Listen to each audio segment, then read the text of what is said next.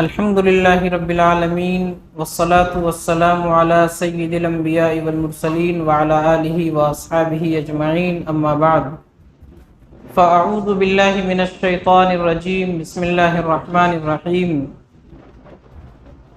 انا نحن نزلنا الذکر وانا لہ لحافظون وقال النبی صلی اللہ علیہ وسلم ترکت فیکم امرین لن تضلوا ما تمسکتم بہما کتاب اللہ و سنت رسولہ او کما قال علیہ الصلاۃ والسلام۔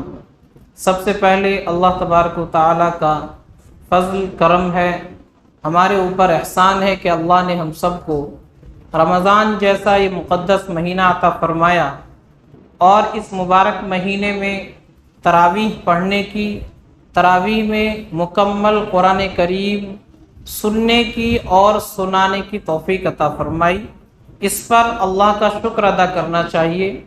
بہت سے لوگ ہیں جنہیں یہ رمضان کا مہینہ نصیب تو ہوا لیکن انہوں نے رمضان کی قدر نہیں کی، نہ تو رمضان کا روزہ انہوں نے رکھا، نہ تراویح پڑھنے کی توفیق انہیں ملی اور نہ قرآن کریم کی تلاوت کر سکے، نہ قرآن کو سن سکے، نہ پڑھ سکے۔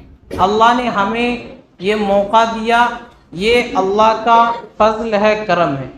انسان کوئی بھی نیک کام کرتا ہے تو اس میں اس انسان کا کوئی کمال نہیں ہے، بلکہ اللہ کا اس کے اوپر فضل ہوتا ہے، اللہ کی مہربانی ہوتی ہے، تبھی جا کر کے انسان کوئی نیک کام کر سکتا ہے۔ تو سب سے پہلے تو اللہ کا اس پر شکر ادا کرنا چاہیے، اللہ نے ہمیں یہ موقع دیا۔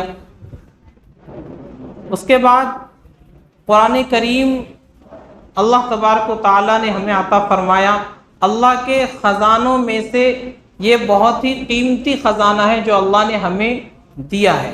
اس قرآن کے ہمارے اوپر کچھ حقوق ہیں جن کو ادا کرنا ہمارے لیے ضروری ہے۔ سب سے پہلا حق تو یہ ہے کہ ہم قرآن پر ایمان لائے۔ اللہ کے نبی صلی اللہ علیہ وسلم اس کتاب کو لے کر کے آئے ہیں، اللہ کی طرف سے یہ کتاب نازل ہوئی ہے، یہ کتاب بالکل حق ہے، سچ ہے، اس کے اندر کوئی شک اور شبہ نہیں ہے۔ یہ ایمان لانا سب سے پہلے ضروری ہے، یہ قرآن کا ہمارے اوپر سب سے پہلا حق ہے۔ الحمدللہ ہم سب ایمان رکھتے ہیں قرآن کریم پر، ہمارا ایمان ہے یہ کتاب اللہ کی طرف سے آئی ہے اور یہ بالکل سچ ہے، حق ہے، اس کے اندر کوئی شک اور شبے کی گنجائش نہیں۔ دوسرا حق قرآن کریم کا یہ ہے کہ ہم اس قرآن کا احترام کریں، اس کا ادب کریں، ادب کے ساتھ اس کو چھوئے، ادب کے ساتھ اس کو اچھی اور بہترین جگہ پر رکھے۔ اس قرآن کا ادب کرنا بھی اس کا حق ہے۔ ماشاءاللہ ہم لوگ ادب بھی کرتے ہیں اور اتنا زیادہ ادب اور احترام کرتے ہیں کہ ہم اپنے گھروں میں قرآن کو اتنی اونچی جگہ پر رکھتے ہیں کہ دوبارہ وہاں تک ہاتھ ہی نہیں پہنچتا پڑھنے کے لیے۔ تو ادب کا مطلب یہ نہیں کہ قرآن کو اٹھا کر کے الماری میں بند کر دیا جائے اور پھر پورے سال اس کو پڑھنا نہیں۔ ادب کا مطلب اس قرآن کو ہم احترام کی نظر سے دیکھیں، اس قرآن کو ہم پاک صاف باوضو ہو کر کے چھوئے، اس قرآن پر ہم جزدان لگا کر کے احتیاط سے رکھے، اس پر کوئی گرد نہ جمے، دھول نہ جمے۔ عام طور پر مسجدوں کے اندر جو قرآن شریف رکھے ہوتے ہیں اس پر بہت زیادہ دھول جمی ہوئی ہوتی ہے۔ گھروں میں بھی قرآن شریف رکھے ہوتے ہیں، گرد اس کے اوپر جم جاتی ہے، تو یہ قرآن کے ادب کے خلاف ہے۔ قرآن کریم کو دھول مٹی سے، گرد جمنے سے اس کو بچانا ہے، اس کے اوپر جزدان لگا کر کے رکھے، اس کو اچھی جگہ پر رکھے، احترام کے ساتھ رکھے۔ تو قرآن کا یہ بھی حق ہے کہ ہم اس کا ادب کریں، احترام کریں۔ اس کے بعد قرآن کا حق یہ ہے کہ ہم اس قرآن کو پڑھیں، اس قرآن کی تلاوت کریں۔ اللہ نے ہمارے پاس یہ قرآن بھیجا ہے ہماری ہدایت کے لیے، قرآن کا مقصد یہ ہے کہ انسان اس کے ذریعے سے ہدایت حاصل کرے۔ تو ہدایت میں سب سے پہلے ہمیں اس کتاب کو پڑھنا پڑے گا۔ ایک زمانہ تھا جب مسلمانوں کے محلے سے گزر ہوتا تھا تو قرآن شریف پڑھنے کی آواز آتی تھی، گھروں سے قرآن کی تلاوت کی آواز آیا کرتی تھی۔ اور آج کے زمانے میں مسلمان محلے سے گزر ہو تو گالی گلوچ کی آواز آتی ہے، بچے لڑتے ہوئے جھگڑتے ہوئے نظر آتے ہیں، اور بچے دور کی بات ہے بڑے بوڑھے بھی لڑتے ہوئے ہی نظر آتے ہیں۔ قرآن کی تلاوت کی آواز گھروں سے نہیں آتی ہے، گانے کی آواز آتی ہے، ڈی جے کی آواز آتی ہے، اور گانے چل رہے ہیں یہ سنائی دیتا ہے۔ قرآن کی تلاوت کی آواز الا ماشاء اللہ کہیں کسی گھر سے سنائی دیتی ہو۔ تو قرآن کا یہ بھی حق ہے کہ ہم اس قرآن کو پڑھیں، اس کی تلاوت کریں، تلاوت اسی طریقے پر کرے جس طریقے پر اللہ کے نبی صلی اللہ علیہ وسلم نے پڑھ کر کے سنایا ہے۔ اللہ کی طرف سے حضرت جبرائیل لے کر کے آئے، انہوں نے اللہ کے نبی کو سنایا، اللہ کے نبی نے اپنے صحابہ کو سنایا، اور صحابہ نے اس کے بعد اپنے بعد کے لوگوں کو سنایا۔ اس طریقے سے یہ سلسلہ ہم تک پہنچا ہے۔ تو جس طریقے سے پڑھنے کا حق ہے اسی طریقے پر قرآن کریم کو پڑھنا یہ بھی قرآن کا حق ہے۔ تو بہترین قرآن کریم پڑھنا سیکھنا یہ بھی ضروری ہے۔ زندگی بھر ہو گئی نماز پڑھتے ہوئے لیکن قرآن کی سورہ صحیح سے یاد نہیں ہے۔ سورہ فاتحہ ہر نماز کی ہر رکعت میں پڑھتے ہیں لیکن سورہ فاتحہ کا تلفظ صحیح نہیں ہے، صحیح طریقے سے ہم پڑھ نہیں پا رہے ہیں۔ حرف کا مخرج کیا ہے، کہاں سے نکلنا چاہیے، حمزہ اور عین میں کیا فرق ہے، یہ چیزیں ہمارے اندر نہیں ہیں۔ تو اس کمی کو بھی دور کرنا ہے۔ قرآن کریم پڑھنا اور صحیح پڑھنا یہ ضروری ہے۔ تو قرآن کریم کو صحیح پڑھنے کی کوشش کرے۔ قرآن اگر انسان پڑھنا چاہے سیکھنا چاہے تو کوئی مشکل کام نہیں ہے، بہت آسان ہے۔ اللہ تبارک و تعالیٰ نے اس قرآن کو آسان کر دیا انسانوں کے پڑھنے کے لیے، اس کو سمجھنے کے لیے۔ تو قرآن کو پڑھنا یہ اس کا حق ہے۔ اس کے بعد قرآن کا حق یہ ہے کہ اس قرآن کو سمجھنے کی کوشش کرنی ہے کہ اس قرآن میں اللہ ہم سے کیا فرما رہے ہیں، کس چیز کا حکم دے رہے ہیں، کیا کرنا ہے، اور کس چیز سے منع کر رہے ہیں، کیا نہیں کرنا ہے۔ یہ سمجھنا بھی ہمارے لیے ضروری ہے، اس قرآن کا حق ہے۔ صرف تلاوت کر لینا کافی نہیں ہے بلکہ اس قرآن کو سمجھنا ہے کہ اللہ نے اس میں کیا حکم دیا ہے، ہمیں کن باتوں کی تاکید کی ہے۔ تو قرآن کریم کو سمجھنے کے لیے ہر زمان میں علماء کرام نے محنت کر کے قرآن کا ترجمہ لکھ دیا ہے۔ قرآن کا ترجمہ پڑھے کسی عالم کی نگرانی میں، تاکہ اگر کہیں پر ہمیں سمجھ نہ آئے تو ہم اس عالم سے پوچھ سکیں۔ خود قرآن کا ترجمہ پڑھ کر کے اپنے آپ کو عالم اور مفتی نہیں سمجھ لینا، بلکہ قرآن کا ترجمہ پڑھنا ہے کسی عالم کی نگرانی میں پڑھنا ہے۔ بہت سی مرتبہ آدمی خود پڑھتا ہے لیکن اس کے پاس اتنا علم نہیں ہوتا کہ وہ قرآن کے مطلب کو سمجھ سکے، بہت سی آیتوں کو نہیں سمجھ پائے گا تو نقصان ہوگا۔ اس لیے قرآن کا ترجمہ پڑھے کسی عالم کی نگرانی میں پڑھے، جہاں کوئی بات سمجھ نہیں آتی ہے پوچھ لے، وہ سمجھا دیں گے۔ تو قرآن کو سمجھنے کی کوشش کرنی ہے۔ یا تو قرآن کا ترجمہ آدمی خود پڑھے، پڑھا لکھا آدمی ہے، ہر زبان میں قرآن کے ترجمے موجود ہیں، انگلش میں، ہندی میں، بنگالی میں، گجراتی میں، ہر زبان میں علماء نے محنت کر کے قرآن کا ترجمہ لکھ دیا ہے۔ تو قرآن کا ترجمہ پڑھے، اور اگر پڑھنا لکھنا نہیں جانتے تو قرآن کی مجلسیں جہاں ہوتی ہے، درس قرآن دیا جاتا ہے، قرآن کی کچھ آیتوں کو پڑھ کر کے ترجمہ کر کے اس کو سمجھایا جاتا ہے، تو ان مجلسوں کے اندر بیٹھے، کم سے کم سن کر کے سمجھے کہ اللہ نے اس قرآن میں کیا کہا ہے، ہمیں کس چیز کا حکم دیا ہے۔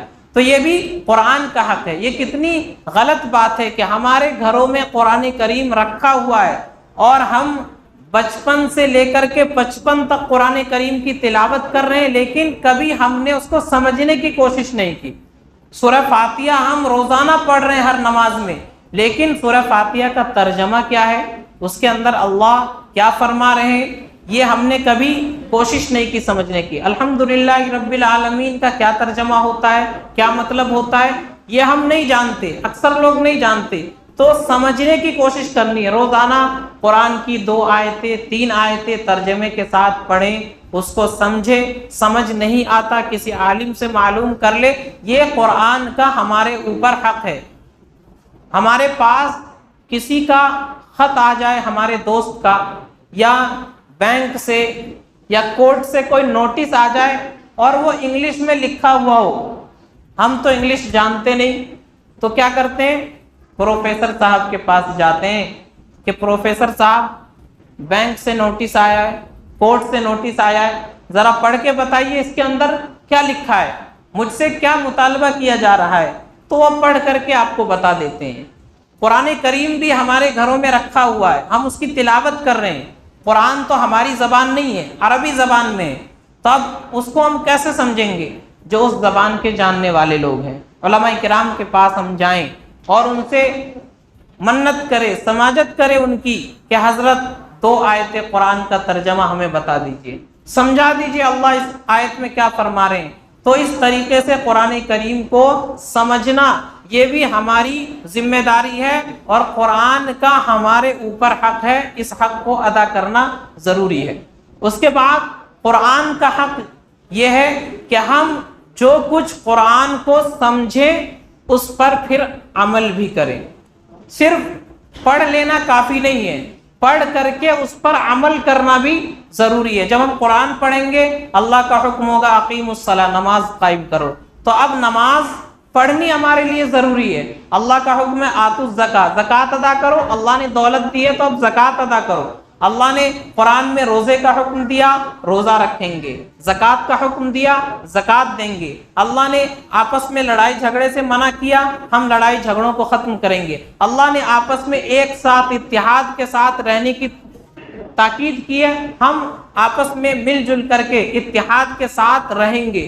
تو جیسے جیسے ہم قرآن کو پڑھیں، سمجھیں، پھر اس کو اپنی زندگی میں داخل کرنے کی کوشش کریں، اس کو اپنی زندگی میں اتارے۔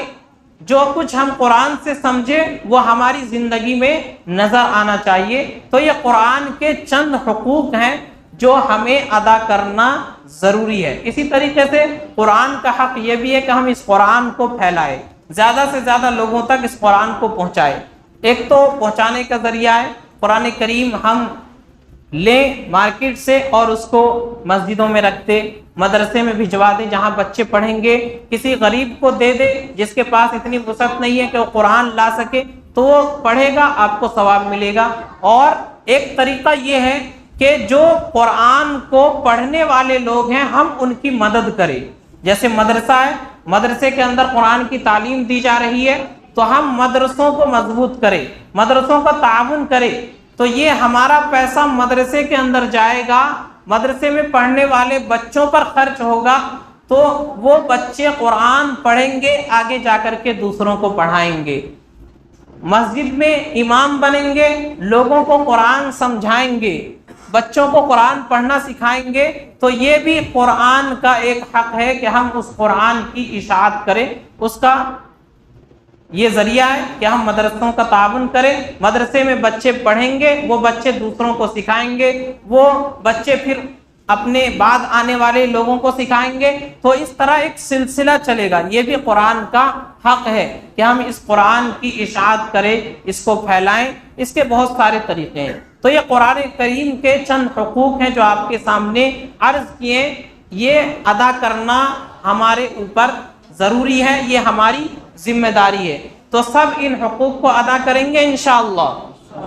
اس کے بعد جو لوگ اس قرآن کو پڑھتے ہیں، اس قرآن کی خدمت کرتے ہیں، اس قرآن کو سمجھتے ہیں، سیکھتے ہیں، ان کے ساتھ بھی ہمیں اپنا تعلق بنانا ہے، ان سے بھی محبت کرنا ہے۔ اللہ تبارک و تعالیٰ کی بارگاہ میں حافظ قرآن سفارشی بنے گا، ہماری سفارش کرے گا، ہمیں بخشوائے گا۔ تو ہمیں اور آپ کو چاہیے کہ ہم اس قرآن پڑھنے والے سے بھی محبت کرے، حافظ قرآن سے، عالم دین سے محبت کرے، آج دنیا میں ہم ان سے محبت کریں گے، ان پر خرچ کریں گے، ان کا ساتھ دیں گے، ان کی مدد کریں گے، ہماری یہ محبت، ہمارا یہ تعاون، یہ مدد قیامت کے دن ہمیں کام آئے گا، قیامت کے دن اس کا فائدہ ہمیں نظر آئے گا۔ تو ان سے محبت کرنا، ان کی خدمت کرنا اور ان کا ساتھ دینا، ان کی مدد کرنا یہ بھی ضروری ہے۔ اللہ تبارک و تعالی ان کو بہت اونچا مقام عطا فرمائیں گے میدان محشر میں۔ اللہ کے نبی علیہ الصلوۃ والسلام نے فرمایا کہ حافظ قرآن، جس نے قرآن کریم کو پڑھا، اس کے حلال کو حلال سمجھا، حرام کو حرام سمجھا، اللہ تبارک و تعالی قیامت کے دن اس کو جنت عطا فرمائیں گے، اور اس کی وجہ سے 10 ایسے لوگوں کو جن پر جہنم واجب ہو چکی ہوگی، ان کے لیے بھی اجازت ہوگی، وہ ان کو جنت میں داخل کرا سکتا ہے۔ اسی طرح دوسری حدیث میں فرمایا کہ جس نے قرآن پڑھا، اس پر عمل کیا، اللہ تبارک و تعالی اس کے ماں باپ کو قیامت کے دن ایسا تاج پہنائیں گے جو تاج سورج کی روشنی سے بھی زیادہ روشن ہوگا۔ یہ سورج کی روشنی جو پوری دنیا کو منور کر دیتا ہے، یہ سورج کی روشنی بھی اس کے سامنے پھیکی پڑ جائے گی۔ ایسا تاج اللہ تبارک و تعالی حافظ قرآن کے ماں باپ کو عطا فرمائیں گے۔ تو اللہ تعالیٰ حافظ قرآن کو بھی اونچا مقام عطا فرمائیں گے، اور حافظ قرآن کے ماں باپ کو بھی اونچا مقام عطا فرمائیں گے، اور حافظ قرآن سے جو محبت کرنے والے تھے دنیا میں، ان کو بھی اللہ تبارک و تعالیٰ اونچا مقام عطا فرمائیں گے۔ تو ہمیں اور آپ کو حافظ قرآن سے محبت کرنا ہے، ان کی خدمت کرنا ہے، ان کا ساتھ دینا ہے، قرآن کی بھی خدمت کرنی ہے، اور جو قرآن کے پڑھنے والے ہیں، پڑھانے والے ہیں، ان کی بھی خدمت کرنی ہے۔ اور اس کے بعد اس قرآن کریم کو ہمیں مضبوطی کے ساتھ پکڑ لینا ہے۔ میں نے حدیث شریف پڑھی، اللہ کے نبی فرماتے ہیں 2 چیزیں چھوڑ کر جا رہا ہوں، اگر ان کو مضبوطی سے پکڑے رہو گے تو پھر تمہیں کوئی گمراہ نہیں کر سکتا۔ وہ 2 چیزیں کیا ہیں؟ ایک کتاب اللہ ہے، اللہ کی کتاب ہے، اور دوسرے سنت رسول اللہ ہے، اللہ کے نبی کی سنت ہے۔ یہ 2 چیزیں مضبوطی سے پکڑ لو گے تو دنیا میں کوئی طاقت تمہیں گمراہ نہیں کر سکتی ہے، سیدھے راستے سے نہیں ہٹا سکتی ہے۔ حضرت شیخ الہند رحمۃ اللہ علیہ بہت بڑے عالم دین تھے، ان کو انگریز نے مالٹا کے قید خانے میں بند کر دیا، 4 سال تک وہ اس قید خانے میں بند رہے۔ اس کے بعد جب وہاں سے واپس آئے تو ان کے استقبال میں علماء نے ایک بڑا جلسہ رکھا۔ اس جلسے میں حضرت شیخ الہند رحمۃ اللہ علیہ نے بیان فرمایا، اور فرمایا کہ میں 4 سال تک قید خانے میں رہا، اور اس 4 سال میں نے یہ غور کیا کہ آج ساری دنیا کے اندر مسلمان کیوں پریشان ہے، مسلمان کیوں ذلیل ہو رہا ہے، مسلمانوں پر مصیبت کے پہاڑ کیوں ٹوٹ رہے ہیں۔ تو میں نے اس کی 2 وجہ پائی۔ جب انہوں نے یہ بات کہی تو پورا مجمع ایک دم خاموش ہو گیا کہ وقت کا اتنا بڑا عالم یہ کہہ رہا ہے کہ مسلمانوں کی پریشانی کی 2 وجہ ہے، تو وہ 2 باتیں کیا ہیں، ذرا ہم بھی سنیں غور سے۔ تو شیخ الہند نے فرمایا میں نے غور کیا 4 سال تک مسلمانوں کی پریشانی کی 2 وجہ مجھے معلوم ہوئی۔ تو سارے لوگ خاموش ہو گئے، غور سے ان کی بات سننے لگے۔ حضرت نے فرمایا سب سے پہلی وجہ کہ جس کو لے کر کے مسلمان آج ساری دنیا میں پریشان ہے، وہ ہے قرآن کریم کو چھوڑ دینا، قرآن سے تعلق ختم کر لینا۔ مسلمانوں نے قرآن سے تعلق ختم کر لیا، مسلمانوں نے قرآن کو چھوڑ دیا، قرآن کو پڑھتے نہیں، قرآن کو پڑھتے ہیں تو سمجھتے نہیں، سمجھتے ہیں تو قرآن پر عمل نہیں کرتے۔ تو پہلی وجہ یہ ہے ساری دنیا میں مسلمان پریشان ہیں، کیونکہ انہوں نے قرآن کو چھوڑ دیا۔ جب مسلمانوں نے قرآن کو مضبوطی سے پکڑا تھا، قرآن پر عمل کرتے تھے، ان کی زندگی میں قرآن کی تعلیم تھی، تو ان کی تعداد صرف 313 ہوتی تھی، ہزاروں کے چھکے چھڑا دیا کرتے تھے۔ اور آج کروڑوں میں مسلمان موجود ہیں، عربوں کی تعداد میں مسلمان موجود ہے، لیکن مسلمانوں کی کوئی حیثیت نہیں، کوئی ان کا وزن نہیں، کوئی مقام نہیں دنیا کے اندر۔ تو فرمایا پہلی وجہ جس کی وجہ سے مسلمان پریشان ہے وہ ہے قرآن کریم سے دوری، قرآن کریم سے تعلق ختم کر لینا۔ مسلمانوں نے واقعی ہم اپنی حالت دیکھیں، قرآن سے ہمارا کتنا تعلق ہے۔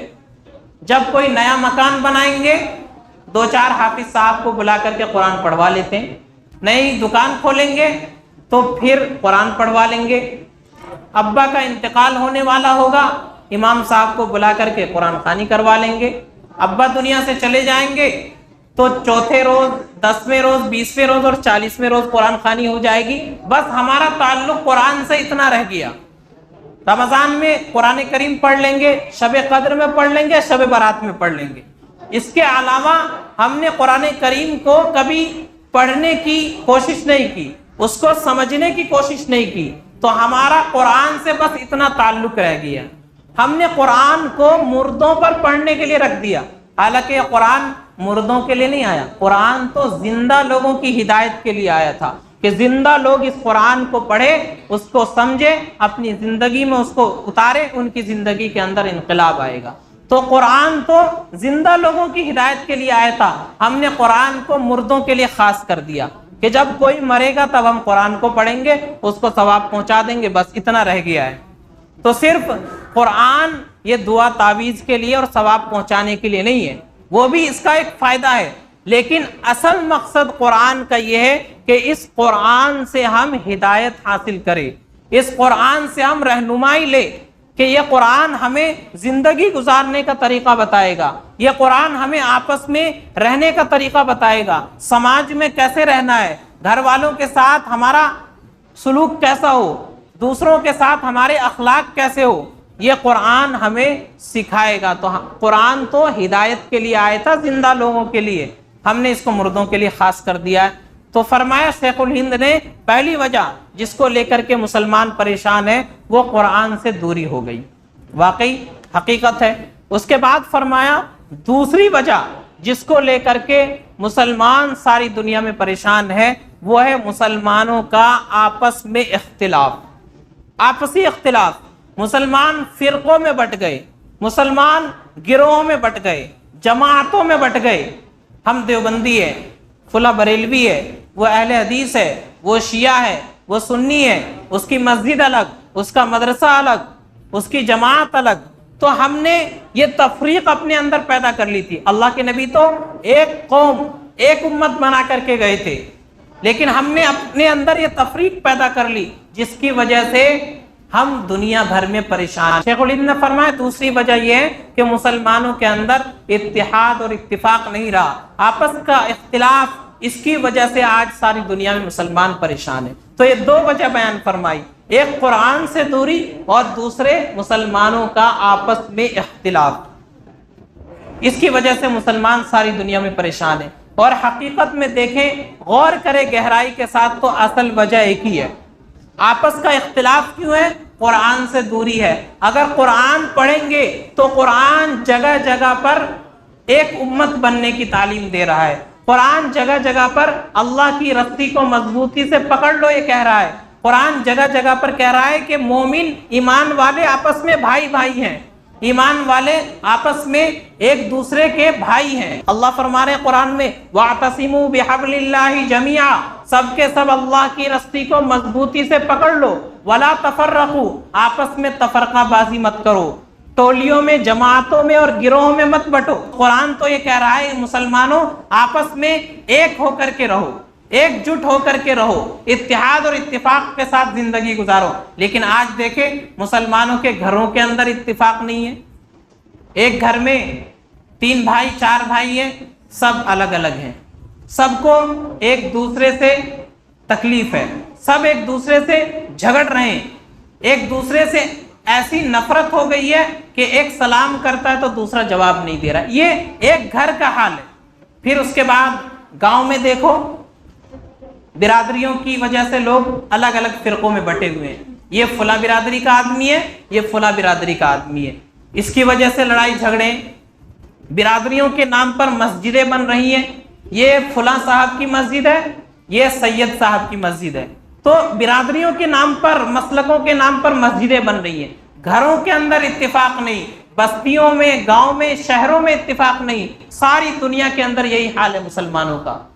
آج پوری دنیا کے اندر 55-56 اسلامک ممالک ہیں، اور سب کے سب اسلام کا نام لیتے ہیں کہ ہم مسلمان ہیں اور ہماری کنٹری ایک اسلامک کنٹری ہے، ہمارا ملک ایک اسلامی ملک ہے، لیکن فلسطین کے اندر مسلمانوں پر ظلم ہو رہا ہے۔ فلسطین میں اب تک 30 سے 35 ہزار افراد شہید ہو چکے ہیں، جن میں زیادہ تر بچے ہیں، عورتیں ہیں، اور ایک تنظیم کی سروے رپورٹ ہے کہ ہر گھنٹے میں 2 پریگننٹ عورت غازہ کے اندر مر رہی ہے۔ ہر گھنٹے میں 2 حاملہ عورت جن کے پیٹ میں بچہ ہے 2 کی موت ہو جاتی ہے۔ کیوں؟ علاج نہیں ہے، ایمبولنس کا انتظام نہیں ہے، اسپتالوں کے اندر جو ان کو ٹریٹمنٹ ملنا چاہیے تھا وہ میسر نہیں ہے، جس کی وجہ سے ہر گھنٹے میں 2 عورتوں کی موت ہو رہی ہے جو پریگننٹ ہیں، جن کے پیٹ میں بچے ہیں۔ یہ حالات ہیں غزہ کے اندر۔ 35,000 کے قریب بچے، عورتیں، ہمارے بھائی بزرگ شہید ہو چکے ہیں۔ ساری دنیا کے اندر 55-56 اسلامی ممالک ہے، لیکن کوئی بھی ان کے حق میں بولنے والا نہیں، کوئی ان کے خلاف، ان پر جو ظلم ہو رہا ہے اس کے خلاف آواز اٹھانے والا نہیں، کوئی ان کی مدد کرنے والا نہیں۔ جو لوگ مدد کرنا چاہتے ہیں ان کو روک دیا جاتا ہے، جو لوگ وہاں تک پہنچنا چاہتے ہیں ان کو جانے نہیں دیا جاتا، اپنے لوگ ان کی راہ میں روڑے اٹکاتے ہیں۔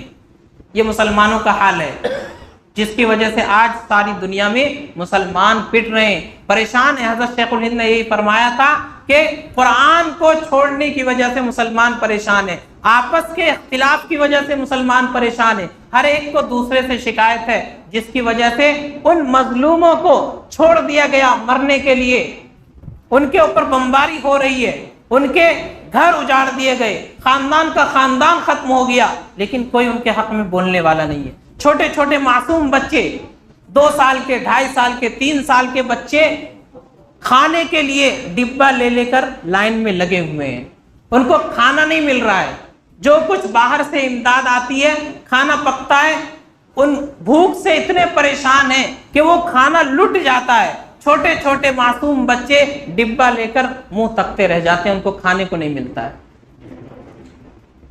ایک معصوم بچی کی ویڈیو دیکھی، اس کی ماں کا انتقال ہو گیا، شہید ہو گئی، اپنی ماں کی قبر پر لیٹ کر کے وہ بچی منہ رگڑ رہی ہے، رو رہی ہے کہ امی واپس آ جا، امی واپس آ جا، مجھے چھوڑ کر کہاں چلی گئی، میرا کوئی سہارا نہیں۔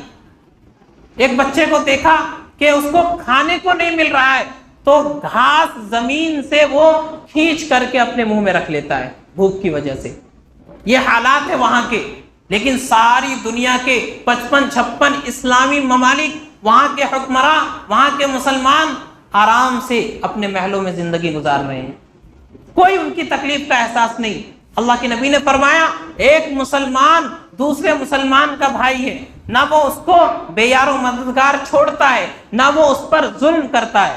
اسی طریقے سے دوسری روایت میں فرمایا کہ ایمان والا دوسرے ایمان والے کے لیے ایک بنیاد کی طرح ہے، جس طرح ایک عمارت ہوتی ہے، ایک اینٹ دوسری اینٹ کو مضبوط کرتی ہے، اسی طرح مسلمانوں کا آپس میں رشتہ ہے کہ ایک مسلمان کو اگر تکلیف ہے، ساری دنیا کے مسلمانوں کو اس تکلیف کا احساس ہونا چاہیے۔ اگر غزہ کے اندر ہمارے معصوم بچے شہید ہو رہے ہیں، ہماری عورتیں شہید ہو رہی ہیں، ہمارے بھائی، ہمارے بزرگ شہید ہو رہے ہیں، ہم یہاں انڈیا میں بیٹھ کر کے اگر ان کے درد کو اپنے سینے میں محسوس نہیں کر رہے تو ہمیں اپنے ایمان کا جنازہ پڑھ لینا چاہیے۔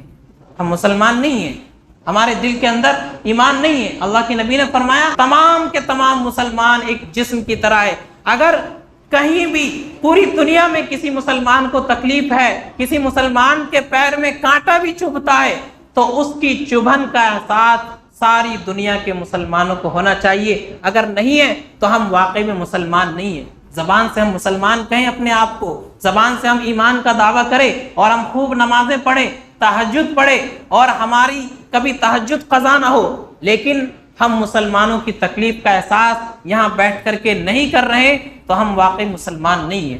اللہ کی نظر میں، شریعت کی نظر میں ہم مسلمان نہیں ہیں۔ تو ہمیں اور آپ کو ساری دنیا میں جہاں کہیں ہمارے بھائی پریشان ہیں، ان پر ظلم ہو رہا ہے، ہم ان کے لیے جو کچھ کر سکتے ہیں، آواز اٹھا سکتے ہیں، لکھ سکتے ہیں، بول سکتے ہیں، ہمیں بولنا چاہیے تاکہ اللہ کے دربار میں ہمارا گریبان نہ پکڑا جائے کہ اللہ وہاں کے چھوٹے چھوٹے معصوم بچے ہمارا گریبان پکڑیں گے، اللہ ہم پر بمباری ہو رہی تھی، ہمارا خاندان شہید کر دیا گیا، ہمارے سر پر سے چھت چھین لی گئی، ہم کھانے کے محتاج ہو گئے، گھاس اور پانی ملا کر کے مائیں ابال کر کے دیتی ہے تاکہ بچے کو اطمینان ہو جائے، کچھ کھانے کو مل جائے، یہ ہمارا حال تھا۔ لیکن یہ ہمارے مسلمان تھے، انڈیا کے مسلمان، عرب ملکوں کے مسلمان آرام سے اپنے محلوں میں بیٹھ کر کے زندگی گزار رہے تھے، دن بھر میں 4 مرتبہ 5 مرتبہ کھاتے تھے اور نرم بستروں پر سو جاتے تھے، کبھی ہماری تکلیف کا احساس نہیں کیا۔ اللہ کے دربار میں وہ معصوم بچے، وہ ہماری بہنیں، وہ ہماری عورتیں ہمارا گریبان پکڑیں گے، اس وقت ہم کیا جواب دیں گے؟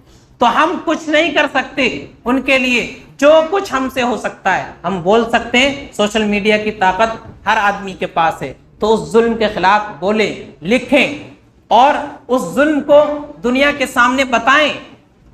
ہم اتنا کر سکتے اتنا کریں، انشاءاللہ اگر ہم نے اپنی طاقت بھر یہ کام بھی کیا تو اللہ کے یہاں ہماری پکڑ نہیں ہوگی، ہم بچ جائیں گے۔ یا اللہ ہم کمزور تھے، ہمارے پاس کوئی طاقت نہیں تھی، کوئی لاؤ لشکر نہیں تھا، لیکن جو کچھ ہمارے بس میں تھا، ہمارے پاس زبان تھی، ہم زبان سے اس ظلم کے خلاف بولتے تھے، ہمارے پاس قلم کی طاقت تھی، ہم اس قلم سے اس ظلم کے خلاف لکھتے تھے، ہمارے پاس سوشل میڈیا کی طاقت تھی، ہم سوشل میڈیا کے ذریعے اس ظلم کے خلاف آواز بلند کرتے تھے۔ یا اللہ اس کے علاوہ ہم کچھ نہیں کر سکتے تھے، ہمارے پاس جتنی طاقت تھی ہم نے کیا، انشاءاللہ اللہ کی ذات سے امید ہے اللہ ہماری پکڑ نہیں فرمائیں گے۔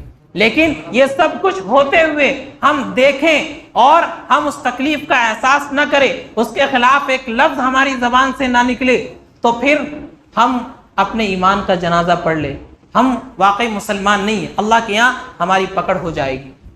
ان کا ایمان، ان کا جذبہ دیکھ کر کے حیرت ہوتی ہے کہ اتنا ظلم ہو رہا ہے، اس کے باوجود وہاں کی مائیں، وہاں کی بیٹیاں اپنے سر سے دوپٹہ نہیں اترنے دیتی ہے، پردے کا خیال رکھتی ہے۔ وہاں کے چھوٹے چھوٹے معصوم بچے پھر بھی مسکراتے نظر آتے ہیں، ان کی زبان پر شکایت نہیں ہے، وہ بچے ہمیشہ حق کے راستے میں، اللہ کے دین کی خاطر، مسجد اقصی کی حفاظت کے لیے ہمیشہ اپنی جان ہتھیلی پر رکھ کر کے گھومتے ہیں۔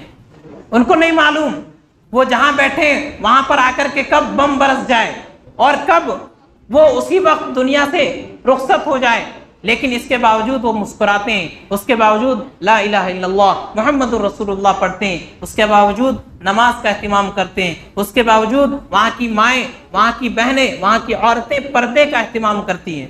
اور ایک ہمیں یہاں پر بالکل حالات اچھے ہیں، اس کے باوجود ہم نماز نہیں پڑھتے، اس کے باوجود ہم شریعت پر عمل نہیں کرتے، جبکہ ہمیں روکا نہیں جا رہا ہے۔ کچھ لوگ شکایت کرتے ہیں کہ ملک کے اندر فلاں حکومت ہے جو ہماری شریعت پر پابندی لگاتی ہے، نماز پر پابندی ہے، لاؤڈ اسپیکر سے اذان نہیں دے سکتے، قربانی کھلے عام نہیں کر سکتے، پردے کو لے کر کے مسئلہ بنایا جاتا ہے اور شریعت کی بہت ساری چیزیں۔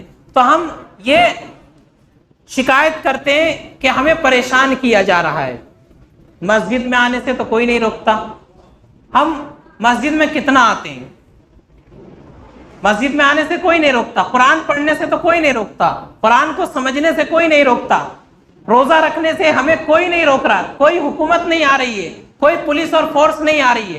لیکن دل پر ہاتھ رکھ کر سوچے کتنے ہمارے نوجوان ہیں ہٹے کٹے صحت مند ہیں، اس کے باوجود رمضان المبارک کے مقدس مہینے کا روزہ نہیں رکھتے ہیں۔ بہت سے نوجوانوں کو دیکھا گیا چوک چوراہوں پر بیٹھ کر کے رمضان جیسے مقدس مہینے میں دن میں چائے پی رہے ہوتے ہیں، حالانکہ ہٹے کٹے نوجوان ہیں، صحت مند ہیں، لیکن روزہ نہیں رکھ رہے ہیں۔ روزہ رکھنے سے کس نے روکا؟ کون سی حکومت ہے، کون سی فورس روک رہی ہے؟ نماز پڑھنے سے، مسجد میں آنے سے کون روکتا ہے؟ کوئی نہیں روکتا۔ تو ہم اگر شریعت پر عمل کرنا چاہے تو دنیا کی کوئی طاقت ہمیں روک نہیں سکتی ہے۔ یہ ہمارے اپنے اندر کی کمزوری ہے جس کو ہم دوسروں کے سر لگا دیتے ہیں۔ اپنی غلطی کو دوسروں کے سر ڈال دیتے ہیں کہ فلاں آدمی شریعت پر عمل کرنے نہیں دے رہا ہے، فلاں حکومت اسلام کے مسلمانوں کے خلاف ہے۔ اسلام اور مسلمانوں کے خلاف کوئی آج نئی بات نہیں ہے، اسلام اور مسلمانوں کی مخالفت شروع دن سے ہوتی آ رہی ہے، لیکن الحمدللہ اسلام آج تک مٹا نہیں اور قیامت تک مٹے گا بھی نہیں۔ اسلام مٹنے کے لیے نہیں آیا۔ الاسلام یعلو ولا یعلا، اسلام ہمیشہ سر بلند رہے گا، کوئی طاقت اس کو نیچا نہیں کر سکتی ہے۔ تو ہمارے اندر اپنی کمزوری ہے، ہم عمل کرنا نہیں چاہتے ہیں تو دوسروں کے سر الزام رکھ دیتے ہیں۔ تو ہم اگر اپنی شریعت پر عمل کرنا چاہے تو کوئی ہمیں روک نہیں سکتا ہے۔ تو ہمیں اور آپ کو چاہیے کہ ہم اس قرآن سے اپنا تعلق قائم کریں۔ صرف رمضان بھر تعلق بنا لینا کافی نہیں ہے۔